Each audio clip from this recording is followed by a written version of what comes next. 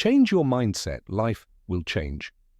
A person's greatness is not determined by their background, but by their thoughts. This timeless truth has been proven repeatedly by the lives of extraordinary individuals like Elon Musk, Steve Jobs, and Jeff Bezos. Napoleon Hill, in his classic book Think and Grow Rich, famously said, "What you think about, you become."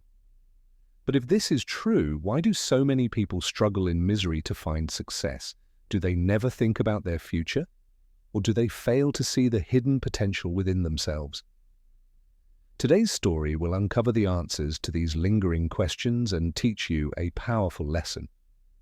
The story of the beggar and the businessman. Once upon a time, in a bustling and noisy railway station, there lived a beggar. Every single day he survived by asking passengers for small change as they waited for their trains. He was used to the cold indifference of the crowd, having no other choice but to beg. One day, amidst the rushing stream of people, he noticed a well-dressed businessman stepping onto the platform. Seeing the man's expensive, tailored suit and his confident posture, the beggar thought to himself, "This man must be really rich. If I ask him for money, he will surely give me a generous amount, enough to live well for a few days." With this hope, the beggar hurriedly approached the businessman and stretched out his dirty, calloused hand. But contrary to his expectations, the businessman did not reach for his wallet. Instead, he stopped, looked straight into the beggar's eyes with a serious expression, and asked, "Do you always just take from others? Have you ever asked yourself if you have given anything to anyone?" The beggar was startled. In all his years of begging, no one had ever asked him such a question. Confused and embarrassed, he stammered, "Sir, I am just a poor beggar. I survive on the pity of others. I have nothing to give to anyone." The businessman smiled slightly, his gaze remaining firm. "If you believe you have nothing to give, then you also have no right to ask for anything. I am a businessman and I believe in the law of exchange. If you can offer me some value, I can give you something in return. But if you have nothing to give, I cannot give you anything either." Saying this, the businessman boarded his train, leaving the beggar standing frozen on the platform. The beggar stood there, stunned. The businessman's words kept replaying in his mind like a broken record. "I have been begging for so long, but no one has ever said this to me before." He realized the man wasn't being rude. He was speaking a naked truth. "If I cannot offer anything in exchange, why should people give me their money?" For the first time in his life, the beggar began to understand why people rarely gave him money or gave very little. It was because he offered them no value. That night he lay awake, deep in thought. "But what can I give? I am just a beggar in rags. I have no assets." Yet the businessman's words echoed in his mind like a compass. If you want to receive, you must first give. 2 days passed. The beggar didn't ask anyone for a single coin. He was too busy wrestling with his thoughts. On the 3rd day, while sitting gloomily near the station, he noticed a patch of wildflowers blooming vibrantly near the train tracks. The bright colors of the flowers stood out against the weeds and dust, catching his eye. Suddenly an idea struck him like a bolt of lightning. What if, instead of just taking, I offer something? What if I give people a flower every time they help me? With renewed determination, he walked over, carefully plucked a handful of the freshest wildflowers, and returned to his usual spot. When a kind passerby dropped a coin into his hat, he smiled broadly and gratefully handed them a flower. Surprisingly, the person accepted the flower with joy. Some even smiled back and thanked him. In the days that followed, something incredible happened.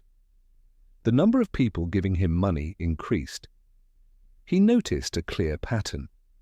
As long as he had flowers to give, people gave generously. When he ran out of flowers, the donations decreased. So it is true, everyone likes to receive something in return, he told himself. One day, while he was busy handing out flowers in exchange for alms, he spotted the businessman from before sitting on a train that had just arrived. Excitedly, he rushed over and exclaimed, "Sir, today I have something to give you. If you give me money, I will give you these flowers in return." The businessman looked at him and smiled with satisfaction. He took out his wallet, handed the man a large bill, and accepted a few wildflowers. He said, "Hughie, you have truly understood the value of exchange. Today you are no longer a beggar, you have become a businessman." The train rolled away, taking the businessman to the next station. The beggar stood, watching him go. Those words sparked a new fire in his mind. Am I really a businessman? He pondered this for a long time, and then a realization exploded within him. I now know the secret of success. I am not a beggar, I am a trader. People aren't giving me money out of pity. They are paying for the flowers I sell. This means I am doing business. Filled with energy, he made a bold decision. That very day he left the railway station, threw away his old begging bowl, and vowed never to return as a beggar again. 6 months later, at that same railway station, 2 well-dressed men crossed paths. They exchanged a polite handshake, but one of them looked at the other with curiosity. "Do I know you?" one asked. The other smiled confidently and replied, "Yes, we have met twice before. Right here, on this very train." The first man frowned, trying to search his memory. Then his eyes widened in surprise. "Wait, are you the beggar? The one I refused to give money to and later bought flowers from?"